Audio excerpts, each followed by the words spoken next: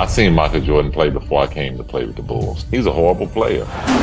We didn't give a about LeBron. We didn't fear LeBron, and we didn't think that he can beat all 5 of us. Well, I mean, I don't give a about Bron either. I got 2 more rings than him. Oh, there's a swing by O'Neal, and they got a These are NBA legends who hate each other, and I never thought I'd hear about NBA legends beefing over superheroes. Until I learned about the hate between Dwight Howard and Shaq. They were actually beefing over which of them was the real Superman. Shaq first became a super fan of Superman when he began his career on the Magic. And all cause their team was ass, he damn near saved him like a superhero by dominating and helping him win games. So he literally got nicknamed Superman. That name completely took over his life moving forward, and you could tell when Shaq made his way to the Lakers. Shaq got Superman's logo tatted on him, got 2 Superman rings, designed his cars with Superman logos. Most 7-footers can't fit into sports cars, but I can, and I'm in there comfortably. And even Superman themed his entire house with basketball courts, beds, fish tanks, movie theaters, and even a real-life replica of Superman in his backyard.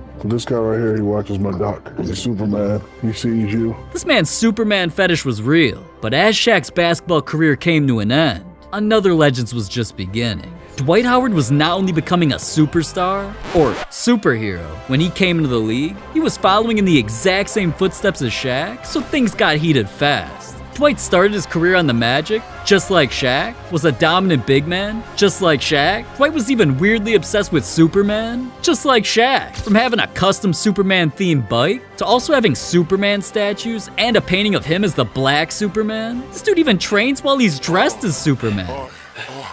It seemed like Dwight was on a mission to actually become Superman at this point, and things got wilder than ever during the 2008 Slam Dunk Contest, where he did something so super, it became one of the most iconic moments in NBA history. He's gonna put it on, right?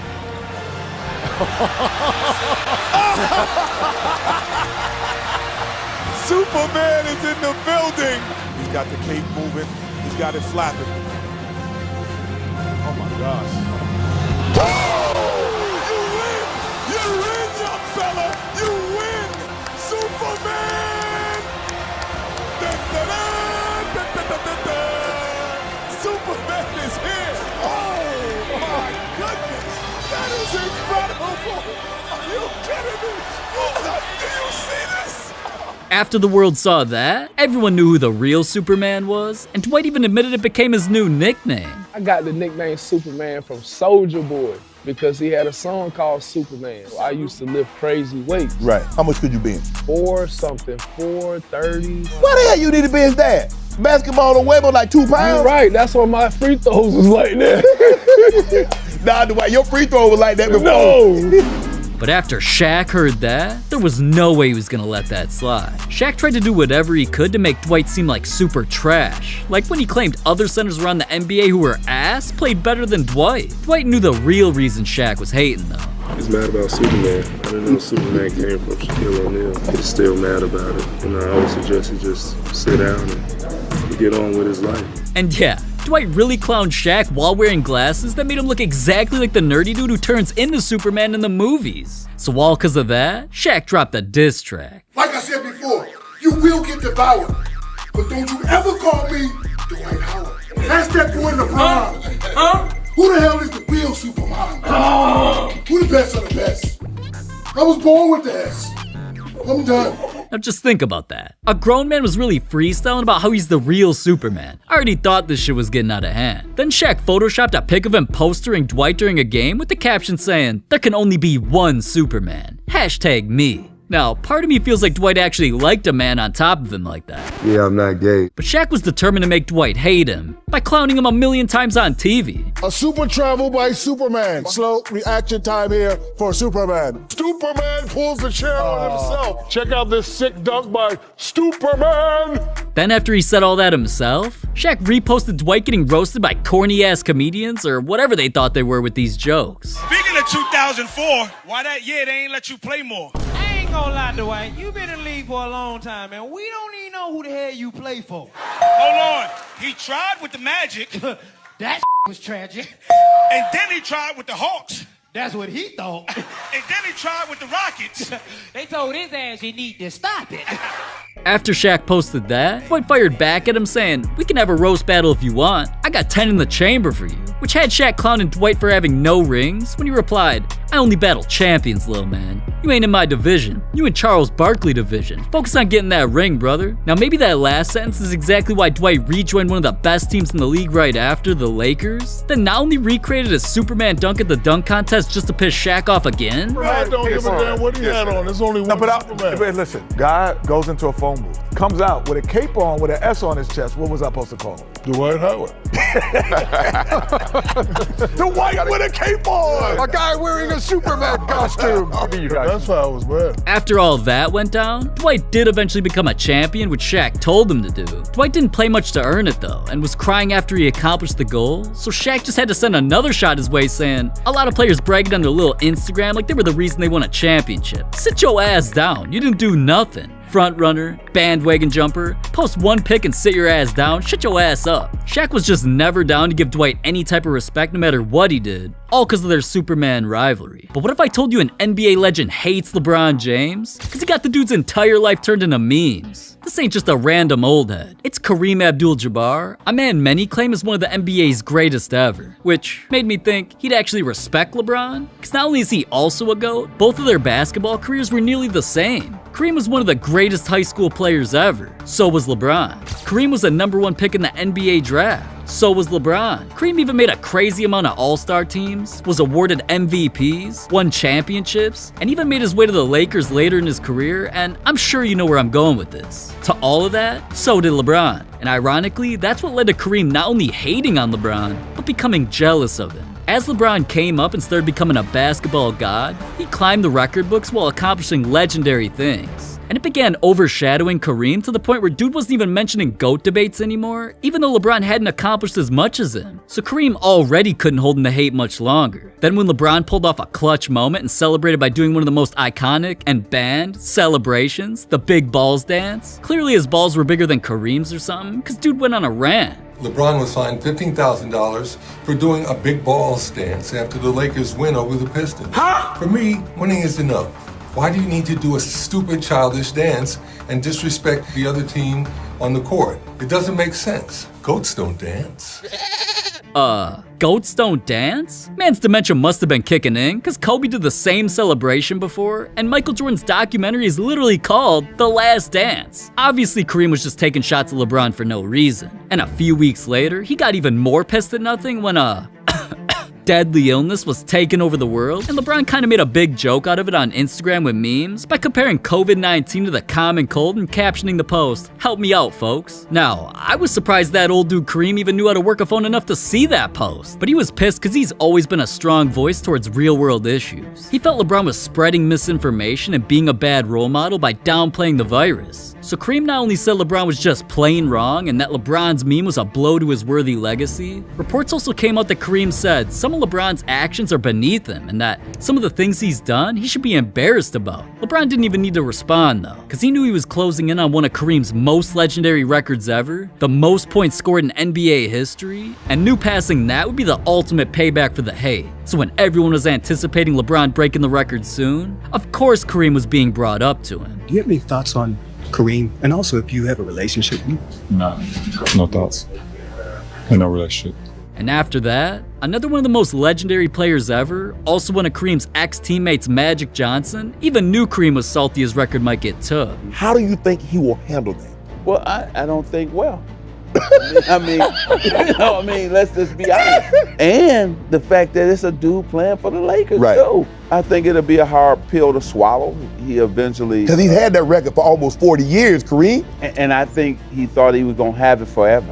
Now, the history wasn't about to get made, though, until February 7th, 2023. LeBron walked in dressed in all black like it was a funeral, because he was about to kill this old man. Funny enough though, Kareem actually decided to show up for the game. Once things got underway, LeBron kept scoring and was inching closer and closer to Kareem's record. So cameras kept zooming in on dude, and every time, this dude was looking salty as hell. Fans were posting about all the times he'd pop up on screen, and I swear, either this man was mad every time, or he was imagining that when LeBron was about to break the record, he'd run out and do this. LeBron James, a shot at Curry with a block. Made him earn it. Either way, LeBron was eventually a shot away. Coming to the end of the third quarter. LeBron James, a shot at history.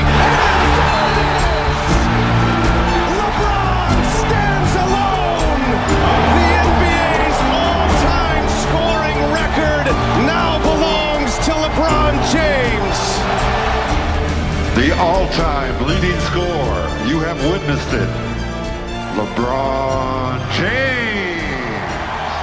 After breaking the most legendary record of Kareem's life, yeah, he congratulated LeBron afterwards, cause well, he damn near had to or he'd look like a bitch. Regardless, there's no way the hate will ever go away when now LeBron will forever overshadow him. But that hate doesn't come close to the rest of the players in this video. Like one player's beef with a legend made their own families fight each other. But before I get to that, I gotta let you know about a little secret about how to get you in on the action from this video's sponsor, DraftKings. Cause now that the season started, along with a brand new tournament, there's now a way to take your basketball love to a whole new level. Right now, if you download the DraftKings Sportsbook app, sign up using my promo code HoopFlix, and place a bet worth just $5, it'll turn to $150 of bonus bets instantly right into your DraftKings account. Then you can use that special gift to bet on some DraftKings same-game parlays for a shot at an even bigger payout. Ooh! And that's not it, because even if you already have an account, I got you too.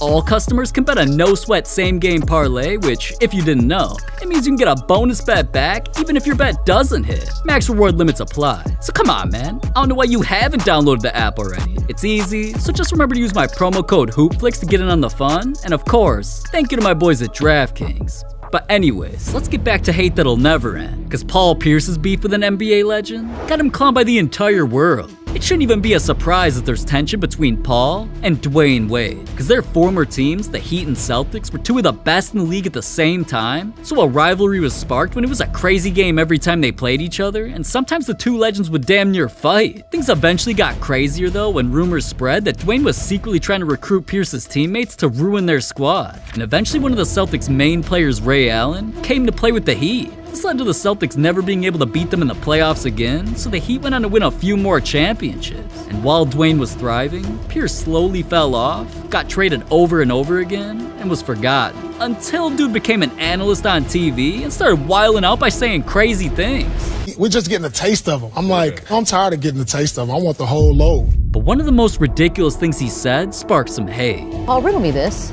Who is the better NBA player? That's easy. I can say that off the bat. That's me. If you give me Shaq, if you give me LeBron, they did. Call the big three. What are you doing right now? If you give me these guys early in my career, I'll be sitting on 5 or 6 championships. Easy.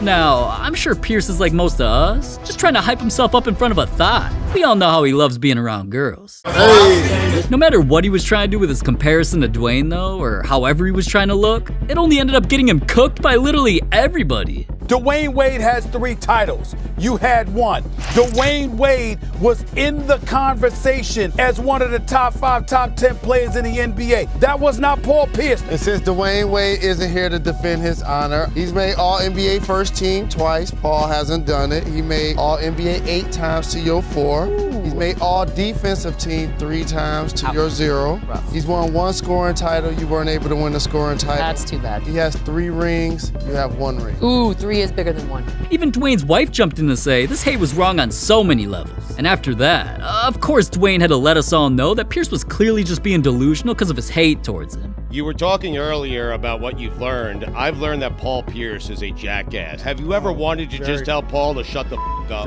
I mean, listen, rent is expensive in America, and I'm living rent-free. It's documented. I don't need to say anything. I'll let you guys go ahead and talk about all that stuff. And everybody mad that I was able to play with different guys. Like, just because I was able to play with Shaq and then able to play with LeBron. It's not easy to play with guys, especially different styles. I got to learn how to play with all those guys, and I did. And so I'm happy with my career, and I don't know who's not happy with theirs, but I'm sorry if you're not, but I'm happy with the way mine went. Now, like Dwayne said, he actually likes living in Pierce's head rent-free, but at least things haven't turned violent, because Damian Lillard's beef with the legend made their own families fight each other. Everything started in the 2019 playoffs when during an elimination game, Dame and his squad were up against Paul George and the Thunder. Both teams went back and forth to keep things close, until there were only a few seconds left. Dame brought the ball up, Paul was guarding him because, well, he was one of the best defenders in the league at the time, and one play was about to spark some hate. Lillard, long-range 3, and it's good! At the buzzer! Damian Lillard! Are you kidding me? A game-winning shot in Paul's face to end the series, and Dame taunted him by waving bye-bye. That type of disrespect would have even hurt me, but at least I wouldn't have been making excuses in the post-game interview like Paul did. I mean, that's a bad shot. I don't care what anybody says, that's a bad shot. But Hey, he made it. That story won't be told that it was a bad shot. Now, alright. What? I don't know how dude could even say a shot that went in by one of the best shooters in the league was a bad shot. But clearly dude was just salty, and him saying that had Dame literally clowning his D. I literally work on those shots, and I don't work on it so I can just come out and just shoot it for the whole game. I mean, for him to say that's a bad shot, I mean, that's just kind of being a poor sport. If anything, it was bad defense. Now, regardless of who thought what, Paul was traded to another team, so if that didn't make him even more salty, what was about to happen next definitely did. When a rematch between Paul and Dame was taking place, even though this time Paul was with his new squad, the Clippers, the game was once again close until the very end, until Dame, one of the best free throw shooters of all time, stepped up to the line and had a chance to potentially close the game out. But here's where one of Paul's boys, one of the ugliest trolls in the league, Patrick Beverly, started messing with Dame. To see Doc disagree with the call, usually very supportive of the officials. His first free throws of the day. Oh! Missed them both. Both. Dude missed both, even though he never does that. Clearly Beverly and the boys thought they did something to make it happen, so they taunted Dame by doing dude's own signature celebrations back at him, by pointing at their wrist, meaning it was Dame time, and even waving bye-bye at him, like dude did to Paul not too long ago. So Dame clearly took this personally. Going back to the beginning, like, I missed 2 free throws at the end of the game, which is not something that I typically would do.